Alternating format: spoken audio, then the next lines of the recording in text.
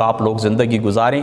یہی پیغام میرا آپ لوگوں کے لیے، اور اس کے آپ کے توسط سے جہاں تک ہماری آواز جا رہی ہے سب کے لیے یہی پیغام ہے۔ یہ جو ماہ مقدس ہے شعبان المعظم کا، اس کے بعد آپ کو پتہ ہے چند دنوں بعد رمضان المبارک طلوع ہونے والا ہے۔ یہ میرے سامنے روایت ہے حضرت سلمان فارسی رضی اللہ تعالی عنہ، جو رسول پاک صلی اللہ تعالی علیہ وآلہ وسلم کے صحابی ہیں۔ آپ فرماتے ہیں کہ خطبنا رسول اللہ صلی اللہ تعالی علیہ وآلہ وسلم فی آخر یوم من شعبان، سرکار دو عالم صلی اللہ تعالی علیہ وآلہ وسلم آپ کی ذات مقدسہ نے ہمیں خطبہ دیا ہے۔ حضور علیہ الصلوۃ والسلام کی ذات اقدس نے ہمیں خطبہ دیا ہے شعبان المعظم کے آخری دن، یعنی شعبان پاک کی جو آخری دن تھا اس دن رسول پاک صلی اللہ تعالی علیہ وآلہ وسلم نے ہمیں خطبہ دیا ہے۔ اور یاد رکھیں رمضان کے جو روزے تھے یہ 2 ہجری کے اندر فرض ہوئے، نبی پاک صلی اللہ تعالی علیہ وآلہ وسلم کے ہجرت کے دوسرے سال رمضان المبارک کے روزے فرض ہوئے، تو اسی سال آقا علیہ الصلوۃ والسلام نے شعبان المعظم کی آخری تاریخ کو اپنے صحابہ کو خطبہ دیا۔ فقال، حضور رحمت عالم صلی اللہ تعالی علیہ وآلہ وسلم نے فرمایا، یا ایھا الناس، اے لوگو سنو، قد اظلکم شہر عظیم، تمہارے اوپر ایک بہت ہی عظیم مہینہ سایہ فگن ہونے والا ہے۔ قد اظلکم شہر عظیم، بہت ہی عظیم مہینہ تمہارے اوپر سایہ فگن ہونے والا ہے۔ عظیم مبارک، یہ شہر جو تمہاری اوپر طلوع ہونے والا ہے یہ عظیم بھی ہے اور یہ مبارک بھی ہے، یعنی اس کے اندر اللہ تعالیٰ کی ذات اقدس نے برکت بھی رکھی ہے۔ فیہ لیلۃ، اس کے اندر ایک رات ہے، اس رمضان المبارک کا جو مہینہ تمہارے اوپر طلوع ہونے والا ہے شعبان کے بعد، یعنی آج شعبان کی آخری ہے، اس کے بعد جو تمہارے اوپر مہینہ طلوع ہونے والا ہے، تو فرماتے ہیں کہ فیہ لیلۃ، اس کے اندر ایک رات ہے۔ کس کے اندر؟ رمضان المبارک کے اندر ایک رات ہے۔ خیر من الف شہر، وہ رمضان المبارک کی وہ جو رات ہے وہ 1000 مہینے سے افضل ہے، 1000 مہینوں سے افضل رات ہے۔ کون سی رات؟ لیلۃ القدر کی رات۔ جعل اللہ تعالی صیامہ فریضۃ وقیام لیلہ تطوعا، فرمایا اللہ تعالیٰ کی ذات اقدس نے اس ماہ کے روزے تمہارے اوپر فرض کیے ہیں۔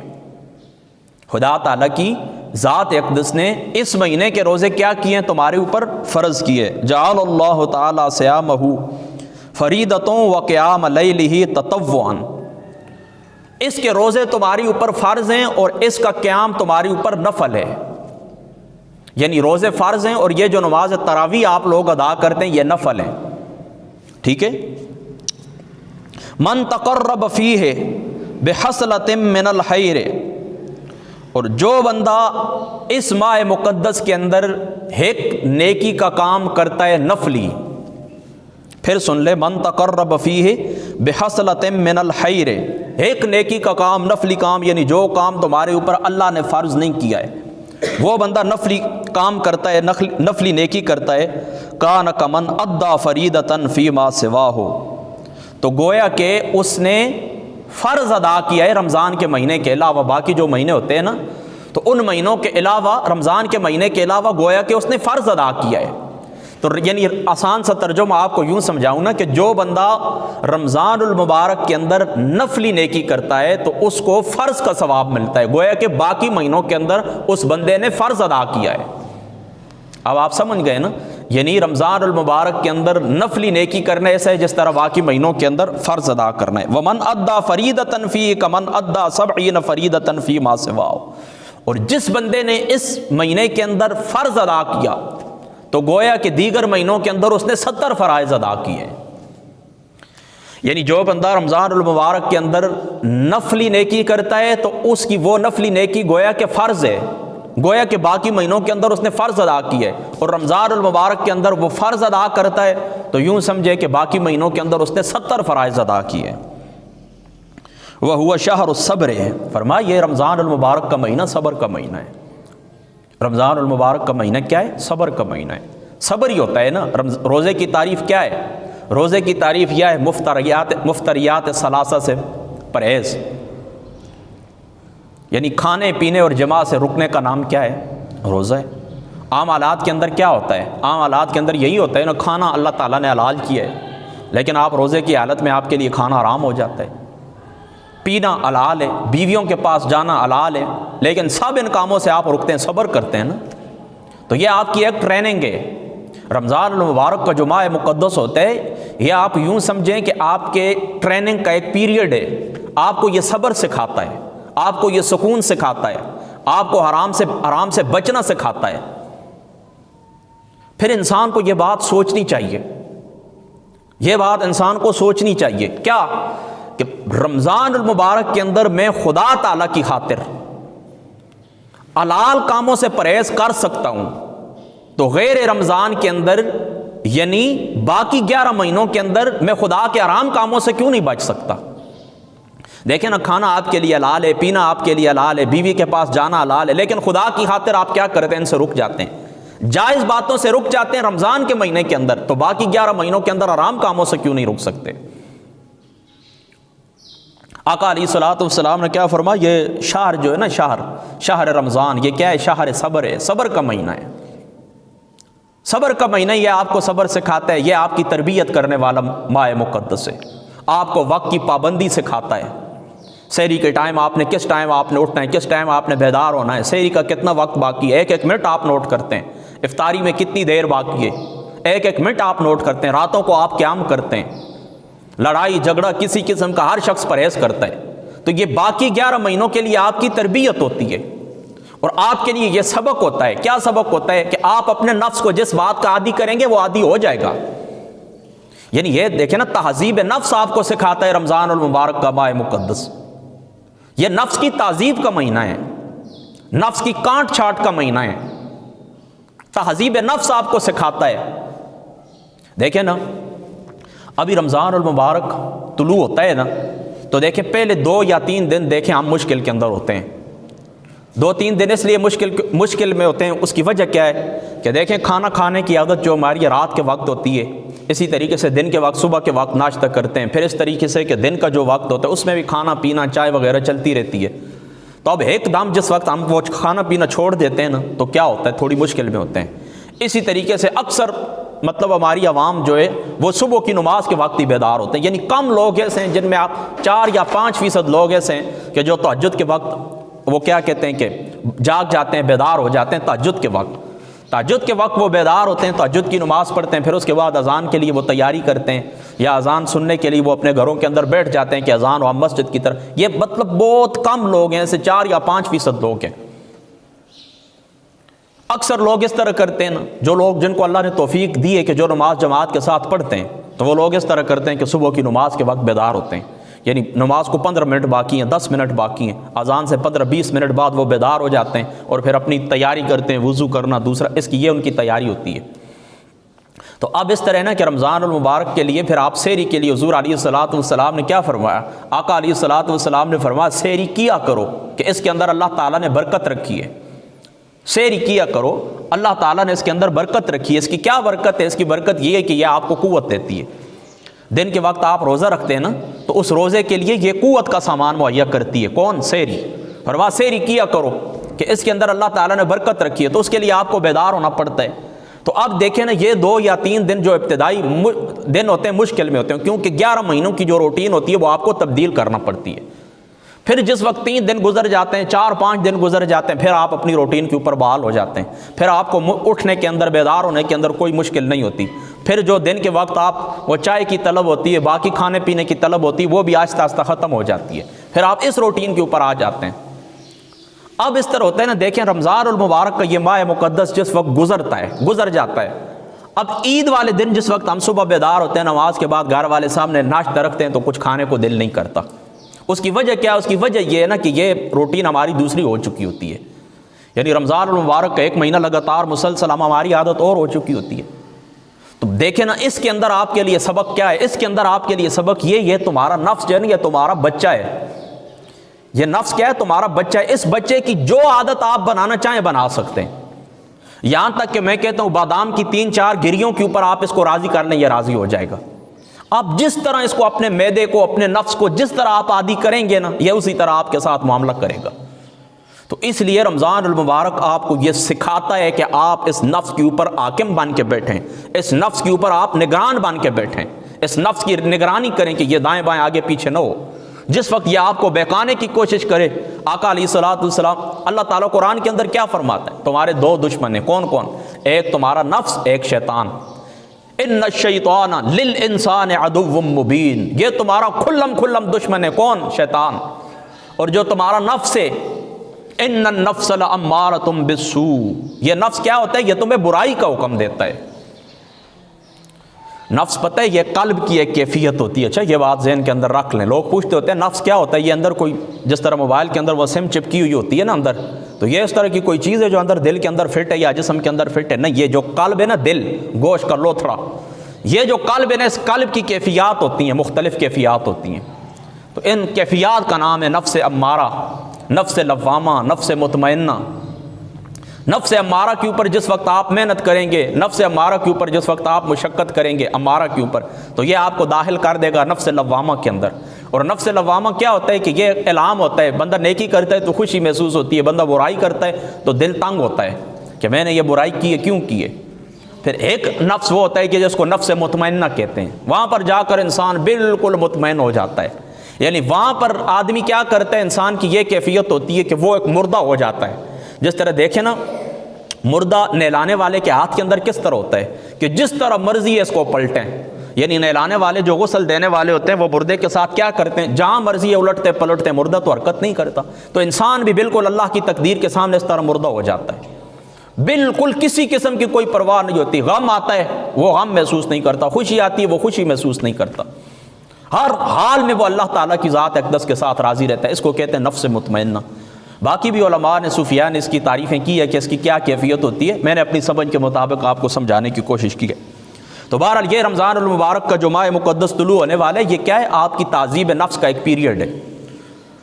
یہ آپ کو اپنے نفس کے اوپر کنٹرول کرنا سکھاتا ہے، اپنے نفس کی نگہبانی کرنا سکھاتا ہے۔ تو آقا علیہ الصلوۃ والسلام نے فرمایا وَهُوَ شَهْرُ الصَّبْرِ، یہ کیا ہے؟ رمضان المبارک کا مہینہ یہ شہر صبر ہے، صبر کا مہینہ ہے۔ وَالصَّبْرُ ثَوَابُهُ الْجَنَّةُ، اور صبر کا ثواب کیا ہے؟ صبر کا ثواب یہ ہے کہ اللہ تعالیٰ اس بندے کو جنت عطا فرما دیتے ہیں، جو بندہ صبر کرتا ہے اس بندے کو اللہ تعالیٰ جنت عطا فرما دیتے ہیں۔ وَشَهْرُ الْمَوَاسَاتِ، اور یہ جو مہینہ ہے نا یہ غم گساری کا مہینہ ہے۔ مواسات کہتے ہیں غم گساری کرنا، ہمدردی کا مہینہ ہے۔ اس کے اندر ہمدردی کیا ہوتی ہے؟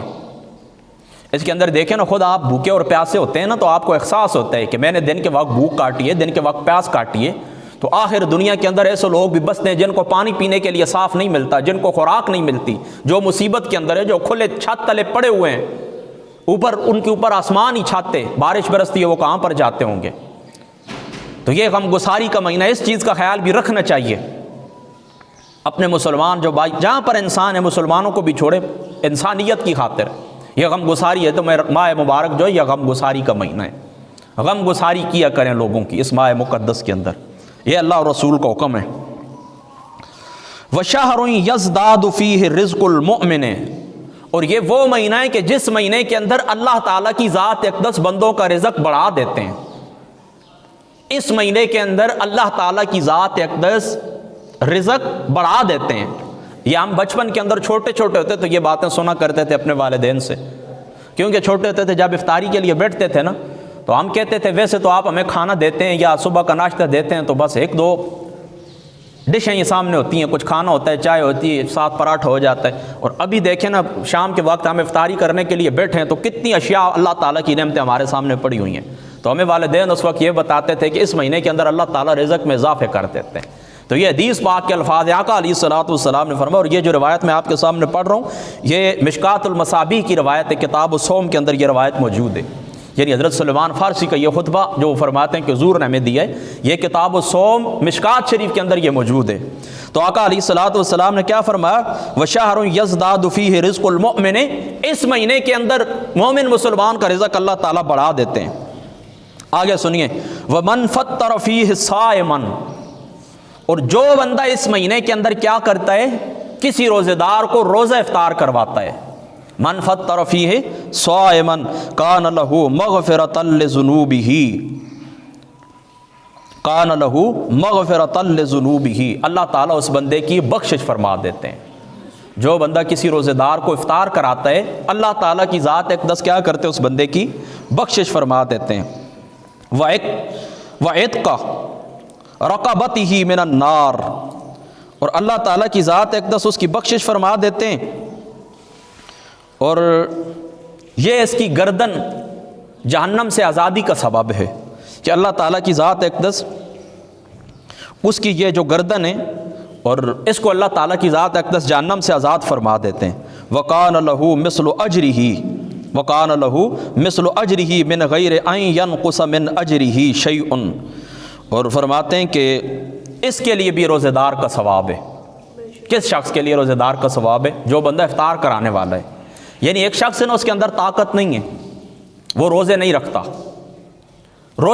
وہ کسی کو افطار کرا دیتا ہے تو اس کو بھی ثواب ملتا ہے۔ کس کا؟ روزہ رکھنے والے کا۔ اسی طریقے سے کوئی بندہ نفلی روزہ رکھتا ہے، نفلی، یہ دیکھیں نا، رمضان المبارک کے علاوہ بھی بندے روزے رکھتے ہیں نا۔ آقا علیہ الصلوۃ والسلام نے فرمایا یہ ایام 20 جو ہوتے ہیں، 13، 14، 15 شعبان اس کی چاند کی، اس کے اندر آقا علیہ الصلوۃ والسلام نے فرمایا یہ روزے رکھنا سنت ہے حضور علیہ الصلوۃ والسلام کی۔ ہر مہینے کی جو چاند کی 13، 14 اور 15 ایام 20 ان کو کہتے ہیں، کیونکہ 20 روشنی کو کہتے ہیں نا، سفیدی کو، تو اس مہینے میں وہ چاند کی جو ہوتی ہے روشنی ہوتی ہے، وہ بالکل اس طرح لگتا ہے جس طرح پوری دنیا نے سفید پھولوں کی چادر اوڑھی ہوتی ہے، تو اس لیے اس کو ایام 20 کہتے ہیں۔ تو ان کا روزہ رکھنا سنت ہے۔ پھر حضور علیہ الصلوۃ والسلام نے شوال کے متعلق فرمایا شوال کے 6 روزے رکھنا سنت ہیں۔ تو بندے نفلی روزے بھی رکھتے ہیں نا، تو اب بندہ اس طرح نا، وہ نفلی روزہ رکھنے والا ہے یا فرضی روزہ رکھنے والا ہے، کوئی بندہ ہے یہ خود روزے دار ہے یا نہیں، اس کو روزہ افطار کرائے گا، اللہ تعالیٰ جتنا ثواب اس کو عطا فرمائیں گے روزے دار کو، اتنا ہی ثواب اس کو عطا فرمائیں گے جو افطار کرانے والا ہے۔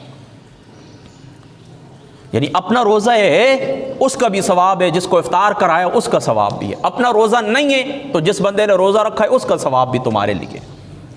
اور یہ بات بھی یاد رکھیں، یہ نہیں کہ اس کا جو ہے ثواب کم ہو جاتا ہے، نہیں، اس کا ثواب بھی اتنا ہی ہے۔ یہ اللہ تعالیٰ کے نزدیک جو ہے نا، ہمارے استاد جی مفتی حنیف قریشی صاحب آپ فرمایا کرتے تھے، یہ اللہ تعالیٰ کے نزدیک یہ بٹا اور تقسیم والی بات نہیں ہوتی کہ ایک چیز 10 حصوں میں تقسیم کی ہے تو ایک ایک حصہ سب کو آ گیا ہے، 100 روپے 10 آدمیوں کے اندر تقسیم کیا تو 10 سب کو آ گئے، نہیں، وہاں پر اللہ تعالیٰ کا فضل ہی فضل ہے، 100 روپے تو 100 کا ہی سب کو ثواب ملے گا۔ لیکن حضور علیہ الصلوۃ والسلام نے اپنی امت کی طرف سے قربانی کی تھی، اگر اللہ تعالیٰ پھر اس امت کے اوپر وہ قربانی تقسیم کرے تو کسی کو ایک بال بھی نہیں ملتا ہے پھر، کیونکہ امت تھوڑی تو نہیں ہے نا، کروڑوں کے اندر ہے، اربوں کے اندر ہے حضور علیہ الصلوۃ والسلام کی امت، یعنی یہاں پر امت سے مراد امت اجابت ہے نا، اربوں کے حساب سے۔ اس وقت بھی دنیا کے اندر کتنے مسلمان بستے ہیں، تو ظاہری سی بات ہے کہ وہ ایک قربانی کا ثواب اگر سب کے اوپر تقسیم کیا جائے تو کسی کو کیا ملتا ہے؟ تو یہ سب کو ثواب ملتا ہے۔ کس طرح ملتا ہے؟ کہ سب کو پورا پورا اللہ تعالیٰ ثواب عطا فرماتا ہے۔ تو یاد رکھیں کہ جو بندہ روزے دار کو روزہ افطار کراتا ہے تو اس بندے کو بھی روزے کا ثواب ہی اللہ تعالیٰ عطا فرماتے ہیں، اور اس کے ثواب میں اللہ تعالیٰ کسی کی کمی نہیں فرماتا۔ اچھا، اب جس وقت حضور علیہ الصلوۃ والسلام نے یہ فرمایا کہ جو بندہ روزہ افطار کرواتا ہے کسی کو، اس کے لیے اتنا ثواب ہے، تو قلنا یا رسول اللہ صلی اللہ تعالیٰ علیہ وسلم لیس کلنا یجد ما نفطر بہ الصائم، یا رسول اللہ صلی اللہ تعالیٰ علیہ وآلہ وسلم، ہم میں سے بعض لوگ وہ بھی ہیں کہ جو کچھ نہیں پاتے کسی کو افطار کروانے کے لیے، یعنی امیر جو لوگ ہیں، پیسے والے جو لوگ ہیں، جن کے پاس دولت ہے، وہ تو اس طرح کر سکتے ہیں کہ افطار کرائیں، ہمارے پاس کیا ہے، ہم افطار تو نہیں کرا سکتے، یعنی غریب لوگ بھی ہوں گے۔ تو حضور علیہ الصلوۃ فقال رسول اللہ صلی اللہ تعالیٰ علیہ وآلہ وسلم، فرمایا یؤتی اللہ ھذا الثواب من فطر صائما علی مزقۃ لبن۔ حضور علیہ الصلوۃ والسلام کی ذات اقدس نے فرمایا کہ اللہ تعالیٰ کی ذات اقدس یہ ثواب اس کو بھی عطا فرماتے ہیں، یہ ثواب اس کو بھی عطا فرماتے ہیں جو دودھ کے چند قطروں کے ساتھ کسی کو روزہ افطار کرا دیتا ہے، جس کو کچی لسی آپ کہتے ہیں نا، دودھ کے اندر تھوڑا سا پانی ڈال کے کسی کو پلا دیں، او تمرتن، یا پھر اس طرح کریں کھجور کے ساتھ اس کو روزہ افطار کرا دیں، او شربتن من مائن، یا پھر پانی کے چند قطروں کے ساتھ اس کو آپ سیراب کر دیں۔ یاد رکھیں کھجور کے ساتھ روزہ افطار کرنا، ابتدا کرنا کھجور سے یہ سنت ہے، اور اس کے بعد پھر درجہ نمک کا، اگر کھجور میسر نہ ہو تو نمک کے ساتھ افطار کریں۔ تو دیکھیں نا حضور علیہ الصلوۃ والسلام نے کیا فرمایا، لازمی نہیں ہے کہ آپ افطاری والے کے لیے 100 قسم کی ڈشیں ہی بنائیں گے تو آپ کو ثواب ملے گا، فرمایا نہیں، یہ بات بالکل بھی نہیں ہے۔ آپ اس طرح کریں، دودھ کے ساتھ، کھجور کے ساتھ، پانی کے ساتھ کسی کو روزہ افطار کرا دیں تو اللہ تعالیٰ کی ذات اقدس آپ کو بھی روزے دار کا ثواب عطا فرمائیں گے۔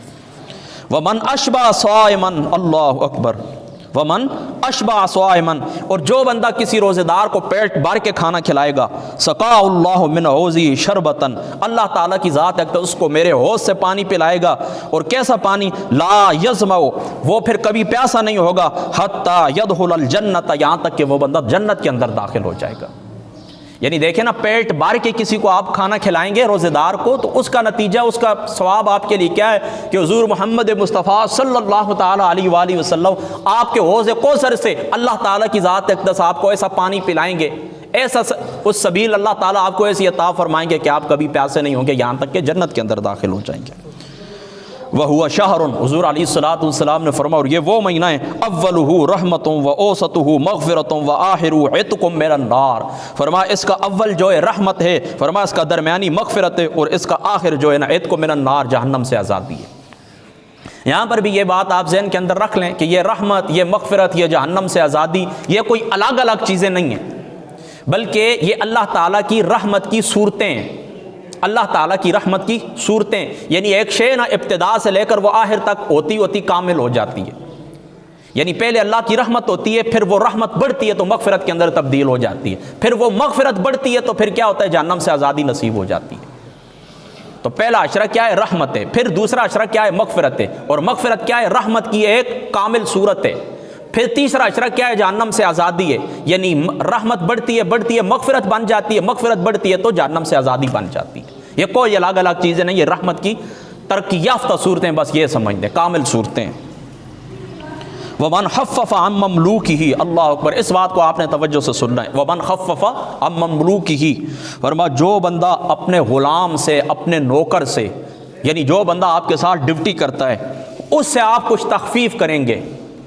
یعنی دیکھیں نا، ایک شخص ہے، اس کو آپ نے مزدوری کے اوپر لیا ہوا ہے، رمضان کا روزہ ہے، اس نے روزہ بھی رکھا ہوا ہے، وہ آپ کا نوکر ہے۔ یعنی کئی تو اس طرح ہوتے ہیں نا کہ چلو چھٹی کر لیتے ہیں، کوئی پرواہ نہیں ہوتی کاروباری طبقہ، یا لیکن بعض لوگ ہوتے ہیں سرکاری ان کی ڈیوٹیاں ہوتی ہیں، تو اب ان کے لیے گورنمنٹ کو اس طرح کا انتظام کرتی ہے کہ ان کو رعایت دیتی ہے، ویسے آپ کی ڈیوٹی 8 گھنٹے تھی، آپ 5 گھنٹے آپ ڈیوٹی کرتے ہیں۔ اس طریقے سے جو پرائیویٹ سیکٹر ہوتے ہیں، ان کے اندر جو مالکان ہوتے ہیں، اونرز ہوتے ہیں، مل مالکان جو ہوتے ہیں، وہ اس طرح کریں کہ ان کی فیکٹریوں کے اندر جو کام کرنے والے لوگ ہیں ان کے لیے رعایت کر دیں کہ ہم اس طرح کرتے ہیں، 8 گھنٹے آپ سے ڈیوٹی لیا کرتے تھے، اب آپ سے 4 گھنٹے ڈیوٹی لیں گے، اور آپ کی تنخواہ کے اندر بھی کوئی کمی نہیں کریں گے، اور آپ کی افطاری سحری کے جو معاملات ہیں اس کے اندر بھی ہم آپ کی مدد کریں گے۔ تو جو بندہ، آقا علیہ الصلوۃ والسلام نے فرمایا، من خفف عن مملوکہ، جو بندہ اپنے ملازم سے رعایت کرتا ہے رمضان کی وجہ سے، غفر اللہ لہ، اللہ تعالیٰ کی ذات اقدس اس کی بخشش فرما دیتے ہیں، وآتقہ من النار، اور اللہ تعالیٰ کی ذات اقدس اس کو جہنم سے آزادی نصیب فرما دیتے ہیں۔ اللہ اکبر، اللہ اکبر۔ حضور کتنا ٹائم ہو رہا جی؟ اچھا، اب دیکھیں یہ حدیث پاک یہاں پر آ کر مکمل ہو چکی ہے، کتاب الصوم مشکات شریف کی یہ روایت ہے، حضرت سلیمان فارسی رضی اللہ تعالیٰ عنہ آپ کا یہ خطبہ ہے۔ اب دیکھیں اس کے اندر حضور علیہ الصلوۃ والسلام نے، اس خطبے کے اندر میں نے آپ کو سنایا ہے نا کہ حضور علیہ الصلوۃ والسلام نے فرمایا، یا ایھا الناس قد اظلکم شہر عظیم مبارک، حضور علیہ الصلوۃ والسلام نے اس شہر کو مبارک قرار دیا، کیوں، کس نسبت سے، اس بات کو آپ نے توجہ سے سننا ہے، کس نسبت سے، یعنی اس کو حضور علیہ الصلوۃ والسلام نے عظیم قرار دیا اور مبارک قرار دیا ہے، کیوں، فرمایا اس ماہ مقدس کے اندر اللہ تعالیٰ کی ذات اقدس نے قرآن نازل فرمایا ہے، شہر رمضان الذی انزل فیہ القرآن، اللہ تعالیٰ کی ذات اقدس نے کیا کیا ہے، اس ماہ مقدس کے اندر قرآن نازل کیا ہے، تو اس قرآن کی نسبت کی وجہ سے، قرآن نازل ہونے کی نسبت اس مہینے کو حاصل ہے، اس وجہ سے آقا علیہ الصلوۃ والسلام کی ذات اقدس نے اس ماہ مقدس کو مبارک قرار دیا ہے۔ تو پتہ چلا یہ جو نسبت ہوتی ہیں، نسبتیں شریعت کے اندر، شریعت کا یہ قاعدہ ہے کہ ان نسبتوں کا احترام کیا جائے۔ حضور علیہ الصلوۃ والسلام کے اس فرمان سے کیا ثابت ہوتا ہے کہ نسبتیں اثر رکھتی ہیں، زمان کے اوپر بھی، مکان کے اوپر بھی۔ تو دیکھیں نا، یہ ماہ مقدس ہے نا، یہ کیا ہے، زمانہ ہے نا، تو قرآن اللہ تعالیٰ کی ذات اقدس نے نازل فرمایا تو حضور علیہ الصلوۃ والسلام نے اس کو مبارک قرار دے دیا۔ تو اسی طریقے سے مکان کے اوپر بھی نسبت اثر انداز ہوتی ہے۔ یہ دیکھیں نا، یہ ایک مکان ہے، جگہ ہے، یہ کیوں مقدس ہے، آپ اس کو مسجد شریف کیوں کہتے ہیں؟ آپ مجھے بتائیں، وہاں پر آپ جوتے اتار کے کیوں آتے ہیں؟ گھر کے اندر تو ہم اس طرح نہیں کرتے، کیونکہ اس کی نسبت اللہ تعالیٰ کی طرف ہے، یہ اللہ تعالیٰ کا گھر ہے۔ یہی نسبتیں ہوتی ہیں. ہم جو کہتے ہیں نا اللہ تعالیٰ کے نیک بندے جس مقام کے اوپر بیٹھتے ہیں, اللہ کے نیک بندے جس مقام کے اوپر لیٹتے ہیں, اللہ کے نیک بندے جس زمانے کے اندر پیدا ہوتے ہیں, اللہ تعالیٰ کے نیک بندے جس کمرے کے اندر آرام فرماتے ہیں, ان سب کو ہم متبرک کیوں سمجھتے ہیں؟ اس لیے سمجھتے ہیں کہ اللہ تعالیٰ اور اس کے رسول نے ہمیں قاعدہ عطا فرمایا ہے کہ یہ جو نسبت ہوتی ہے یہ اثر رکھتی ہے, زمان کے اوپر بھی اثر رکھتی ہے, مکان کے اوپر بھی اثر رکھتی ہے. اب وہ میں اس طرف چلا جاؤں کہ حضرت موسیٰ علیہ السلام کی ذات اقدس فَغْلَنَا عَلَيْكَ إِنَّكَ بِالْوَادِ الْمُقَدَّسِ طُوَىٰ, اللہ تعالیٰ نے فرمایا موسیٰ جوتے اتار بالواد المقدس طوا, کہ آپ وادی مقدس طوا شریف کے اندر ہیں آپ. بارہ چونکہ وہ بات ادھر لمبی ہو جائے گی, بس اسی سے آپ ذہن کے اندر رکھیں کہ حضور علیہ السلام کی ذات اقدس نے اسماء مقدس کو مبارک قرار دیا قرآن پاک کی وجہ سے. تو یہ اپنا عقیدہ بھی مضبوط کریں کہ جہاں پر اللہ تعالیٰ کی طرف منسوب کوئی شے ہوتی ہے, وہ چیز, جگہ, وہ مکان متبرک ہو جاتا ہے, وہ زمانہ متبرک ہو جاتا ہے. یہی وجہ ہوتی ہے کہ ہم ان مہینوں کا خیال رکھتے ہیں, یہی وجہ ہوتی ہے کہ ان دنوں کا خیال رکھتے ہیں. آپ کیا دیکھیں نا اس علاقے کے اندر بھی اللہ تعالیٰ کے جو نیک سید زادے دفن ہیں, ان کی تاریخ پیدائش ہمیں معلوم ہے, ان کی تاریخ وفات ہمیں معلوم ہے. کیوں کہ وہ لوگ ایسے لوگ تھے کہ ان کی نسبتیں اللہ تعالیٰ کی طرف تھیں, اولیاء اللہ. پیر نصیر الدین صاحب رحمۃ اللہ تعالیٰ علیہ, آپ کو اللہ تعالیٰ ساری جنت نصیب فرمائے, آپ فرمایا کرتے تھے اولیاء کے بعد کچھ بھی نہیں ہے, اللہ ہے. اولیاء اللہ, فرما اولیاء کے بعد کیا ہے؟ کچھ بھی نہیں ہے, اللہ. ان کی نسبت اللہ کی طرف ہوتی ہے. اسی وجہ سے ان لوگوں کے ہاتھ بھی چومتے ہیں, ان لوگوں کے پاؤں بھی چومتے ہیں, جس مکان کے اندر یہ بیٹھتے ہیں, جس ممبر شریف کے اوپر یہ بیٹھتے ہیں, اس جگہ کو بھی چومتے ہیں. اٹھا کے دیکھیں حضرت عبداللہ ابن عمر رضی اللہ تعالیٰ عنہ, آپ کی سوانح عمری, حضرت شاہ ولی اللہ نے لکھا, فرما جہاں جہاں پر حضور علیہ السلام بیٹھے ہیں, جہاں پر حضور نے سفر کیا ہے, جہاں پر حضور جس درخت کے ساتھ ٹیک لگا کر آرام فرما حضرت عبداللہ ابن عمر رضی اللہ تعالیٰ عنہ, آپ ان آثار کو تلاش کیا کرتے تھے اور جا کر ان مقامات سے برکت حاصل کیا کرتے تھے. اللہ اکبر. تو یہاں پر یہ بات, اور دوسری بات یہ بھی یاد رکھیں کہ بعض دیگر روایات سے یہ بات بھی ثابت ہے کہ حضرت ابراہیم علیہ السلام کی ذات مقدسہ کے اوپر جو صحیفے اللہ تعالیٰ نے نازل کی وہ بھی اسی طریقے سے, تورات بھی اسی طریقے سے, زبور بھی, انجیل بھی, ان کا نزول بھی اسی ماہ مقدس کے اندر ہوا ہے, یعنی رمضان المبارک کے اندر ہی ہوا. یعنی قرآن پاک کے علاوہ جو دیگر صحائف ہیں, کتب سماوی ہیں, اللہ تعالیٰ نے جو ہدایت کے صحیفے نازل کیے, کتابیں نازل کی ہیں, تو وہ بھی کس مہینے کے اندر نازل ہوئے ہیں؟ رمضان المبارک کے مہینے کے اندر ہی نازل ہوئے ہیں. باقی دوسری بات اس روایت کے اندر جو یہ آئی ہے نا کہ حضور علیہ السلام نے فرمایا کہ فیہ لیلۃ خیر من الف شہر, یہ اس ماہ مقدس کے اندر ایک رات ایسی ہے کہ جو 1000 مہینوں سے افضل ہے. اس کی تشریح کیا ہے؟ اس کی تشریح یہی ہے کہ وہ جو 1000 مہینوں سے افضل وہ رات ہے, وہ لیلۃ القدر کی رات ہے, لیلۃ القدر کی رات ہے. اور لیلۃ القدر کے متعلق میں آپ کو پہلے بتاؤں کہ پہلے اللہ تعالیٰ کی ذات اقدس نے حضور علیہ السلام کو اس کا تعین بتایا تھا. حضور علیہ السلام کو پہلے یہ بات اللہ تعالیٰ نے بتا دی تھی کہ لیلۃ القدر کی رات فلاں ہے. پھر حدیث پاک کے اندر آتا ہے حضور نبی پاک رحمت کونین صلی اللہ تعالیٰ علیہ وآلہ وسلم, حضور علیہ السلام باہر نکلے. کیا بتانے کے لیے باہر نکلے؟ یہ بتانے کے لیے باہر نکلے کہ میں تمہیں بتا دوں کہ لیلۃ القدر کی رات کون سی رات ہے. پھر حضور علیہ السلام نے فرمایا کہ اللہ نے اس کا تعین اٹھا لیا. کیوں اٹھایا؟ فرما 2 بندے آپس میں جھگڑ رہے تھے, فرما اس جھگڑے کی وجہ سے اللہ تعالیٰ کی ذات اقدس نے یہ تعین اٹھا لیا ہے. اس کے اندر حکمت بھی تھی, ظاہر سی بات ہے, تاکہ لوگ تکیہ کار کے بیٹھ نہ جائیں. اگر آپ کو بتا دیا جائے نا کہ فلاں رات 12:10 کے اوپر وہ گھڑیاں ہوتی ہیں, یا 27ویں رات ہے یا 21ویں رات ہے, تو پھر لوگ کیا کرتے؟ اسی رات ہی اس طرح کرتے کہ قیام کرتے, اسی رات عبادت کرتے. تو اللہ تعالیٰ نے اس کو مخفی رکھ دیا, اس کو تلاش کرو.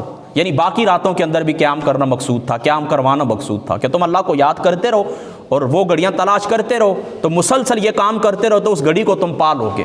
اس کے اندر یہ حکمت بھی ہے. بہرحال یہ بات یاد رکھیں کہ اللہ تعالیٰ نے تعین حضور کو بتایا کہ یہ رات ہے, پھر 2 بندوں کے جھگڑنے کی وجہ سے اللہ تعالیٰ کی ذات اقدس نے لیلۃ القدر کا تعین اٹھا لیا ہے. ہمارے استاد ہیں مفتی حنیف قریشی صاحب, آپ نے یہ حدیث پاک جس وقت بیان کی تھی نا, آپ نے فرمایا تھا بیٹا اس بات کو آپ توجہ سے اب ذہن کے اندر رکھیں, اور آج 10 سال گزر گئے, میری یہ بات آج بھی ذہن کے اندر ہے. مجھے فرماتے ہیں 2 بندے جھگڑے ہیں, اللہ تعالیٰ نے لیلۃ القدر جیسی عظیم رات کا تعین اٹھا دیا ہے. یعنی دیکھیں نا, جہاں پر گناہ ہوتی ہے وہاں پر نحوست تو ہوتی ہے نا, پھر برکت تو اٹھ جاتی ہے. تو فرماتے خود سوچو زمانے نبوی کے اندر خیر القرون, جس زمانے کی حضور نے بشارت دی جس زمانے کو حضور نے خیر قرار دیا اپنا زمانہ، پھر صحابہ کا زمانہ، پھر تابعین کا زمانہ، پھر اتباع التابعین تک آقا علیہ الصلوۃ والسلام کی ذات اقدس نے گارنٹی دی کہ یہ خیر کا زمانہ ہے۔ اس کے بعد فرمایا کہ پھر اس طرح ہوگا، جھوٹ عام ہو جائے گا، لوگوں سے گواہیاں نہیں لی جائیں گی اور وہ لوگ گواہیاں دیں گے، موٹاپا ان کے اوپر غالب ہوگا۔ یہ ساری بات کی باتیں ہیں۔ اتباع التابعین تک آقا علیہ الصلوۃ والسلام نے فرمایا یہ خیر کا زمانہ ہے، خیر ہی غالب رہے گی۔ تو دیکھیں اس زمانے کے اندر دو لوگ، وہ بھی ستھری طبیعتوں والے، ظاہری سی بات ہے حضور کا زمانہ ہے، تو ان کی وجہ سے لیلۃ القدر کا تعین اٹھا لیا گیا ہے۔ یعنی ظاہری سی بات ہے ان کے جو جھگڑے تھے نا وہ نفس پرستی کے اوپر تو مبنی نہیں تھے نا، وہ ویسے ہی تھے جس طرح بھائیوں کے اندر دو گھر کے اندر کسی بات کے اندر اختلاف ہو جاتا ہے۔ تو فرماتے ہیں خود سوچیں اس زمانے کے اندر، وہاں پر تو صرف لڑنا تھا، یہاں پر بم پھٹائے جاتے ہیں، یہاں پر مساجد کو شہید کیا جاتا ہے، امام بارگاہوں کو توڑ دیا جاتا ہے، یہاں پر تجارتی مراکز کو توڑ دیا جاتا ہے، یہاں پر بائی بائی کو کاٹنے کے لیے تیار ہے، یہاں پر بیٹیاں اس طرح کرتی ہیں کہ وہ پسٹل اٹھا کے اپنے والد کو قتل کر دیتی ہیں جائیداد کی خاطر، یہاں پر بیٹے اس طرح کرتے ہیں کہ اپنے والدین کو قتل کرتے ہیں جائیداد کی خاطر، یہاں پر بیٹیوں کا لوگ حق دبا کے بیٹھے ہوئے ہیں۔ تو خود سوچیں کتنی نوست ہوگی اور کتنی برکت اللہ تعالیٰ کی ذات اقدس نے اٹھا لی ہوگی۔ یعنی لیلۃ القدر کا تعین تو دیکھیں نا خدا نے اٹھایا صرف دو بندوں کے آپس میں معمولی درجے کے اختلاف کی وجہ سے، اور یہاں پر تو اختلاف نہیں ہے، یہاں پر تو بدنیتی ہے، یہاں پر تو بخیلیاں ہیں، یہاں پر تو ضد بازی ہے، یہاں پر تو ایک دوسرے کو دیکھنا گوارا نہیں کرتے، یہاں پر تو کسی شخص کے منہ کے اندر دوسرا بندہ نوالا برداشت نہیں کرتا کہ یہ کیوں کھا رہا ہے۔ اس لیے حضور علیہ الصلوۃ والسلام نے فرمایا یہ بات یاد رکھیں کہ اسد جو ہوتا ہے فرما لکڑیوں کو، نیکیوں کو اس طرح کھا جاتا ہے جس طرح آگ لکڑیوں کو کھا جاتی ہے۔ اور جامع ترمذی شریف کو اٹھا کے دیکھیں، حضرت انس رضی اللہ تعالیٰ عنہ، آپ کی جو ذات مقدس ہے، حضور نے فرمایا انس سب سے بڑی میری سنت کیا ہے؟ اپنے دل کی صفائی رکھنا۔ سب سے بڑی سنت مصطفیٰ کیا ہے؟ دل کی صفائی رکھنا، اپنے دل کو صاف کرنا۔ ہم ظاہر کے اوپر تو فتوے لگاتے ہیں کہ یہاں پر تمہارے ٹخنے کیوں چھپے ہوئے تھے، تمہارا اس طرح تھا، اور ٹھیک ہے یہ بھی حضور کی سنت ہے، مسواک تم استعمال کرتے ہو، ٹوپی سار کے اوپر نہیں پہنتے ہو، لیکن یہ بھی بتائیں نا کہ سب سے بڑی سنت کیا ہے؟ آقا علیہ السلام کی سب سے بڑی سنت ہے اپنے دل کو صاف رکھنا۔ یہ حضور نبی پاک صلی اللہ تعالیٰ علیہ وآلہ وسلم کے عظیم سنت۔ تو دوستو وقت بھی چونکہ اب ختم ہو چکا ہے، باتیں رہتی ہیں انشاءاللہ تعالیٰ، آنا جانا میں آپ کو شروع کے اندر بتا چکا ہوں کہ آنا جانا لگا رہتا ہے، 10-12 سال ہو گئے ہیں، پھر بھی انشاءاللہ تعالیٰ زندگی رہی۔ آپ کے اور ہمارے استاد یہ مکرم قبلہ آپ بھی آپ کو درس بھی دیتے ہیں، حدیث پاک کا درس بھی دیتے ہیں، پھر رمضان المبارک کے اندر بھی ظاہری سی بات ہے پروگرام بھی ہوتے ہیں، معراج شریف کا، اسی طریقے سے 11ویں شریف بھی آپ کے پاس ہوتی ہے، اسی طریقے سے میلاد پاک کا پروگرام بھی ہوتا ہے، باتیں ہوتی رہتی ہیں، یہ ختم ہوتی ہی نہیں، یہ اللہ تعالیٰ کی باتیں، اللہ تعالیٰ کی باتیں وہ کیا ہے؟ قرآن پاک کے اندر آتا ہے، اور آقا علیہ الصلوۃ والسلام نے فرمایا کہ یہ کیا ہے کہ ساری، وہ کہتے ہیں کہ کائنات کے درخت کل میں بن جائیں اور یہ سارے سمندر سیاہی بن جائیں تو اللہ کی باتیں کبھی ختم نہیں ہوتی، یہ لگی رہیں گی، اسی طرح ہم تشریح کرتے کرتے تھک جائیں گے۔ اللہ تعالیٰ کی عزت کی قسم، نہ اللہ تعالیٰ کی توحید کا اور نہ محمد مصطفیٰ کی عظمتوں کا ایک باب مکمل ہو سکتا ہے کبھی بھی۔ لگے رہیں حضور کی عظمتوں کو بیان کرتے، حضور کی تعلیمات کو بیان کرتے، اللہ کی توحید کو بیان کرتے، لگے رہیں لگے رہیں لگے رہیں، زندگیاں ختم ہو جائیں گی، اللہ کی قسم اٹھاتا ہوں اللہ تعالیٰ کی ان باتوں کا، خدا تعالیٰ کی اس شانوں کا ایک باب بھی مکمل نہیں ہو سکتا۔ لہٰذا آخری میرا پیغام آپ لوگوں کو یہی ہے کہ یہ دین بالکل ستھرا اور سادہ دین ہے، کوئی اس کے اندر مشکل باتیں نہیں ہیں، سادی سادی باتیں، جھوٹ نہ بولا کریں، والدین کا احترام کریں، 5 وقت کی نماز رب تعالیٰ کی ذات اقدس نے تمہارے اوپر فرض کی، وہ نماز ادا کریں، نوافل ادا کریں، ایک دوسرے کے حقوق ادا کریں، ایک دوسرے کو برے القاب سے نہ نوازیں، ایک دوسرے کو برا بلا نہ کہیں۔ آج سیاست کو دیکھتے ہو نا آپ، ایک دوسرے کو، میں اب صبح کام ہی میں استعمال کرتا ہوں سوشل میڈیا، لیکن میں دیکھ رہا ہوں تو کہ ایک دوسرے کی ذاتیات کے اوپر، ایک دوسرے کی بہنوں بیٹیوں کے اوپر لوگ حملہ آور ہیں۔ یہ سیاست ہے یا منافقت ہے؟ سیاست تو نبوت کا ایک ذیلی شعبہ ہے، دین کا ایک حصہ ہے سیاست، لیکن ان لوگوں نے کیا کیا؟ سیاست کو منافقت کے اندر تبدیل کر دیا ہے، سیاست کو ان لوگوں نے ایک کاروبار بنا لیا ہے، سیاست ان کے لیے ایک بزنس ہے، اس کے اندر 10 کروڑ خرچ کریں گے، انویسٹ کریں گے، 10 ارب وہاں سے کمائیں گے، یہ ان لوگوں نے یہ وتیرہ بنا لیا۔ تو اللہ تعالیٰ کی ذات اقدس اس بات سے ہماری حفاظت فرمائے۔ میں کبھی کبھار آپ لوگوں کے پاس آتا رہتا ہوں،